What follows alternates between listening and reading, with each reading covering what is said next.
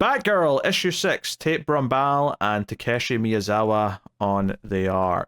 So Cass and Shiva are tied upside down as they were at the end of the last issue. And Cass is doing a lot of reflection about what it means to be a mother, what it means to be a daughter. Like, are we just bound together because of that? I mean, I chose a father. He chose me as a daughter. Like, what am I still doing here?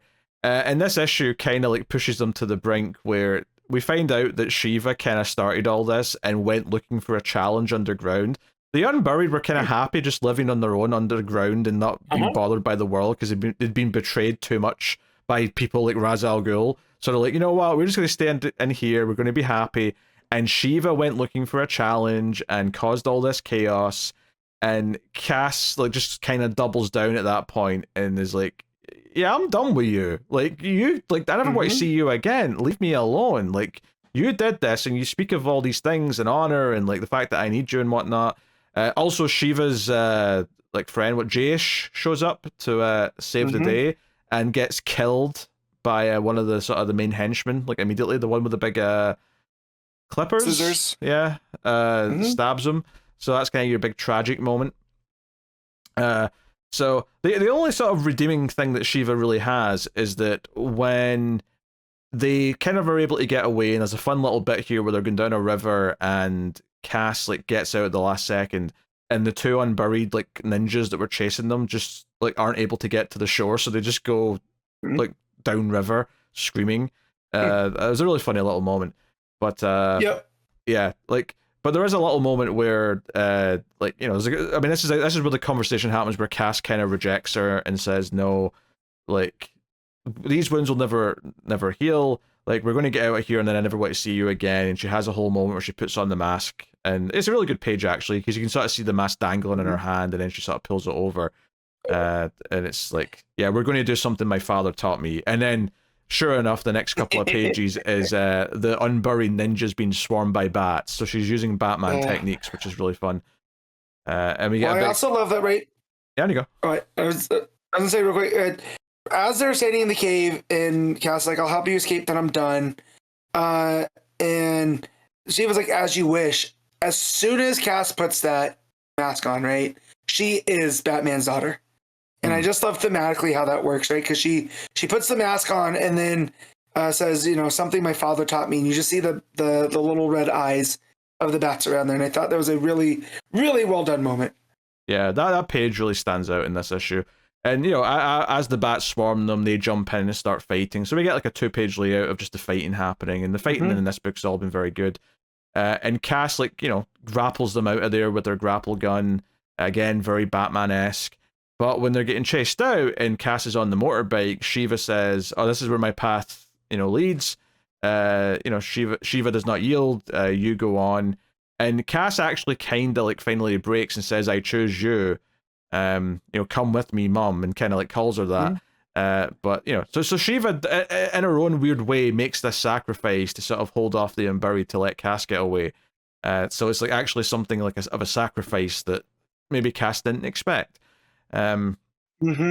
So, but is Shiva kind of playing her, because at this point, I don't know what to believe when it comes to Shiva, right? Because this all started because she went in, right? She went in looking for a problem where there was none because she was bored, right? Now there's been the death of these people, right? The death of Jayesh, the death of, we're assuming, of the Vietnamese family that Cass had went to.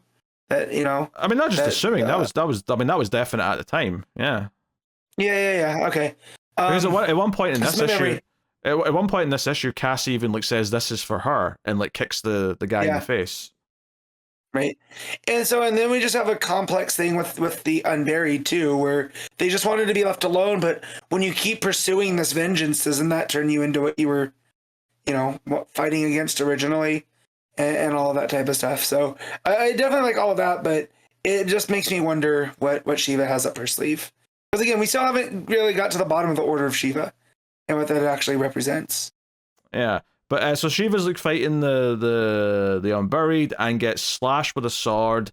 Cash yells out no, she's riding away in the bike, and the bad guy holds up like her Cobra like banner or whatever it is. So yeah, so Cass kind of like basically in her monologue or her narration at the end kind of like says, no, we are tied together, in life and death. So it seems like, Cass isn't done with Shiva at this point. In fact, it says next time we're getting the definitive history of Lady Shiva.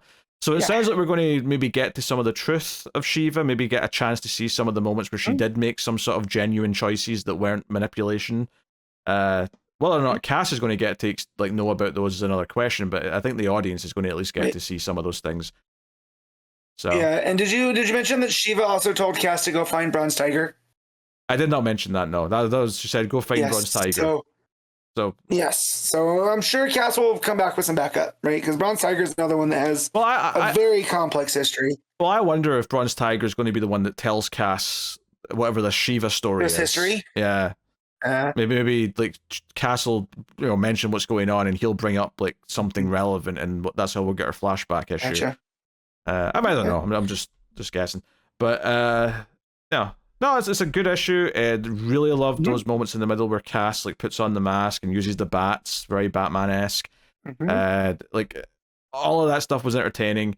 I think, if honestly the only thing holding against the issue really is just that the first like 2 or 3 issues of this arc were so amazing that like the last couple issues were just really good and weren't as like perfect as those first couple issues, but that's really just a comparison thing more than anything. Yeah, and I will say we read so many books for the show, right?